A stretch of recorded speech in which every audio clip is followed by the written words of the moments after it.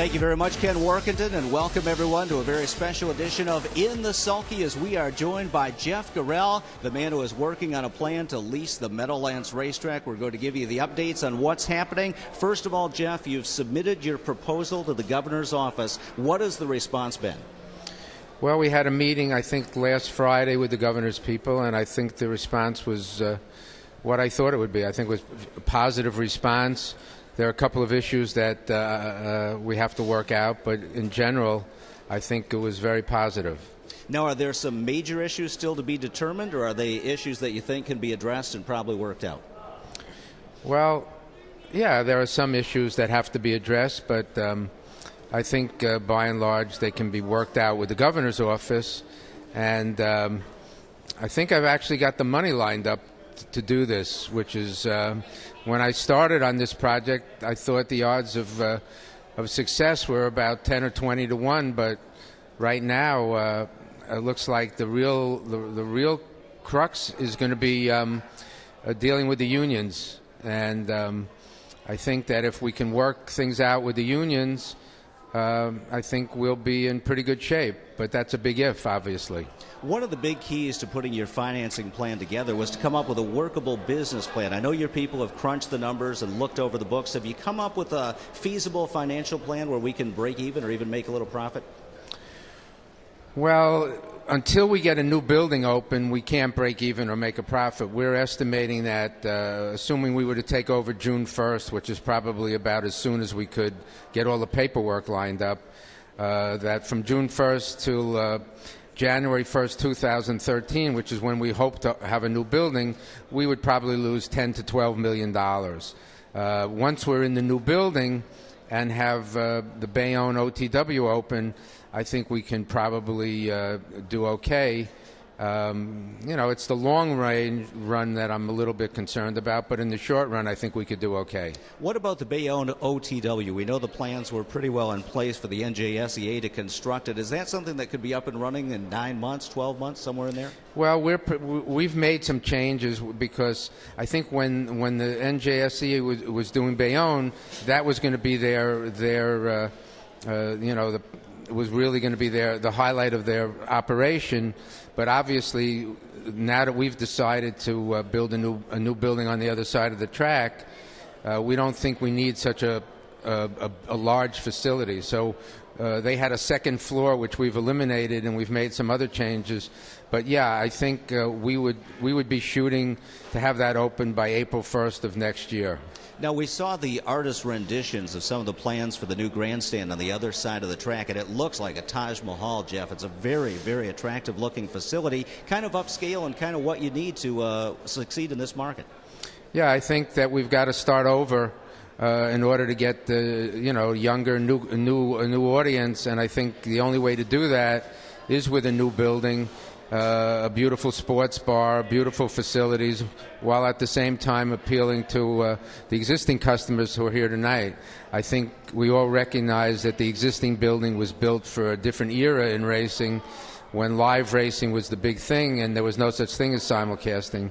And now with simulcasting, you don't need a building this size. It's inefficient. And I think, this building is like Shea Stadium. They need a new stadium. Even Yankee Stadium, or just across the way, they just built a new stadium. So we need a new facility. We need it to be a lot smaller and modern. And so I think that would be a big plus for us. Certainly big plans, certainly big financing involved. One question that comes up repeatedly, the length of a lease for you to take over the track from the state. 5 years, 10 years, 30 years? What numbers have been thrown out? We basically proposed 30 years from when the new building is open, so it's roughly 31 years. Obviously, to justify spending $100 million, you've got to amortize that over the useful life of the building, which is probably 30 years. So. And I don't think that's a big issue, frankly. The publicized deadline for your window of negotiation with the state is March 31st. We're quickly approaching that date. Jeff, do you see a deal being done in the next few days, or what's the status of that? Well, I kind of did until recently, because I thought we'd be able to make a deal with the unions, especially the tellers union, fairly quickly, but it seems to be that they've had a change of heart.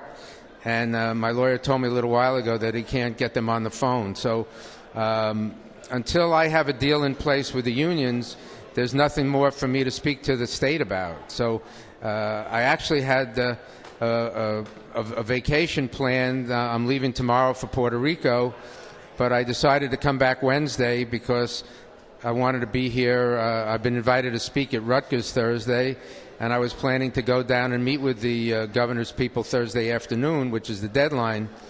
But unless we have some positive response from the unions, there's nothing to talk about, because it doesn't work with the current structure in place.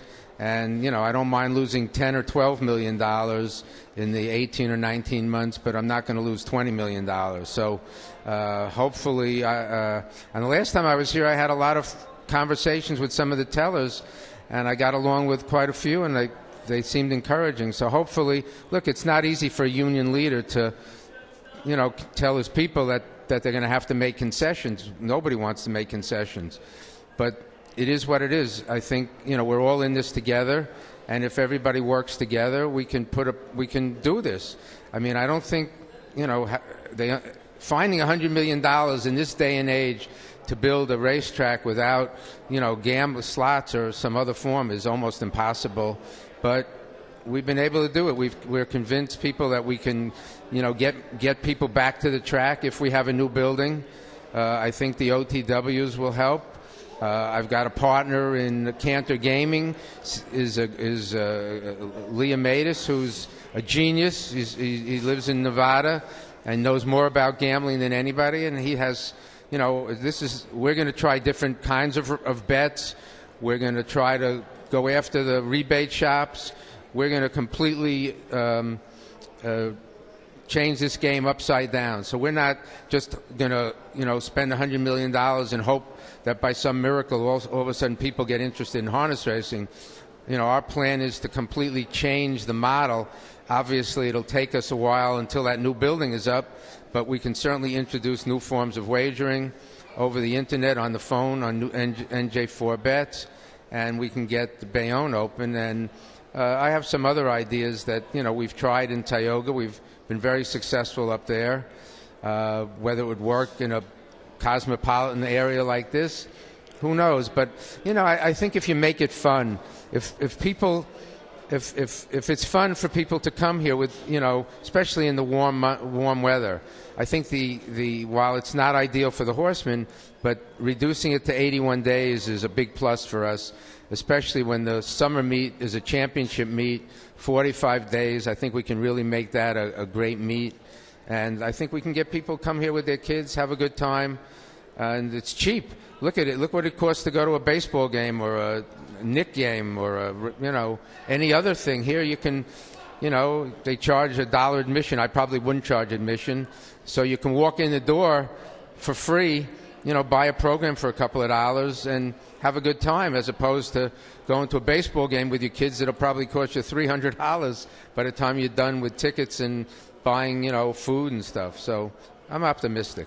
And the Mets, you go to a Mets game, you're not getting any money back. If you follow one of Sam McKee's hot picks, you could hit a trifecta here at the Meadowlands and walk home with some cash. And speaking of cash, when you got this project going, the industry really stepped up to give you some seed money to get the drawings going and the legal opinions, that sort of thing.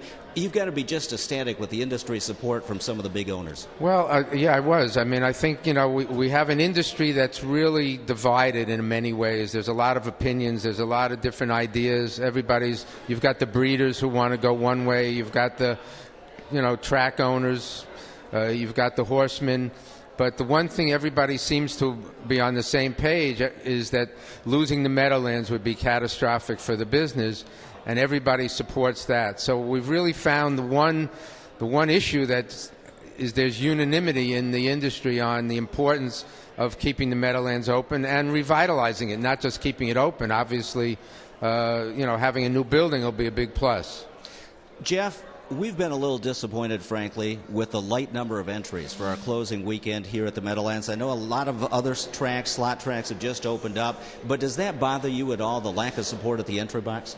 It does, but it's not surprising because, It's easier to win a race at these other tracks. You have to be a pretty good horse to win a race at the Meadowlands. And, obviously, look, I think people should have stayed here another week or two, but, they know that it's a lot easier to win a race at Yonkers or Pocono or Chester. And, it is what it is. Having said that, I think that next year we would try to juggle the schedule a little and talk to Chester and Pocono, and possibly maybe we would open a week earlier and they would open a week later, because the truth is they didn't have enough horses either. So that it seems illogical for Chester and Pocono to open until we close. And then hopefully in the summer you get the younger horses and it's easier. We have 30% of the purse money in the summer goes to stakes. So people who want to race their horses in stakes will come here. There was a great article by Dave Briggs in Canadian Sportsman about you, and a lot of people don't know this. You were just like us. When you were a kid, you went to the track and gambled on the horses at Roosevelt and Yonkers. You and your buddies had Eat Your Heart Out pretzel at the end of the night. What exactly was that? Is that where you drowned your sorrows if you didn't cash any tickets? Well, here's the way it worked. You went to Yonkers or Roosevelt, and after 9 races, or sometimes we would go for 2 races because we got in free after the 7th race. You'd walk out of there, and I hate to say it, that our handicapping skills were no better than Dave Brower's. So, is Dave here? So, needless to say, most of the time you didn't walk out of there with a lot of cash, and there was a guy standing out there with these hot roasted pretzels. He had like a barbecue, charcoal, and the pretzels were delicious. And he used to stand there screaming, "Eat your heart out on a pretzel." And I used to always buy a pretzel. So we used to, buy pretzels. I think they were $0.25. And I'll tell you a funny story. The guy who used to run the Sports Authority, I forget his name, who was here before, told me that he used to sell those pretzels at Roosevelt Raceway. So, what comes around goes around. But, yeah, that was Eat Your Heart Out on a pretzel. A pretzel, I think, was $0.25, and it was delicious, was hot, just like they sell in New York for $2 now. It was a fun time back then to go to Roosevelt and Yonkers. It sounds like your idea is to make the Meadowlands the same. If your vision comes true, make it a fun time for people to attend again. Jeff, we certainly appreciate your efforts, certainly appreciate your time. Best of luck, and hopefully you'll keep us posted on what's happening, and hopefully when we come back May 7th, we'll have a brand new vision for the Meadowlands Racetrack. See, Sam was supposed to ask me if I had gotten any calls from any people who want his job, and I just wanted him to know that Larry Letterman called and offered to be the announcer for half of what we're paying Ken and you. So I'm sorry you didn't ask that question, but I had to get that plug in for Larry. And I'm sure there's also resumes from Darren Zocali, Roger Houston, and Jason Settlemore's applied too, from what I understand. Well, Jason we could also afford.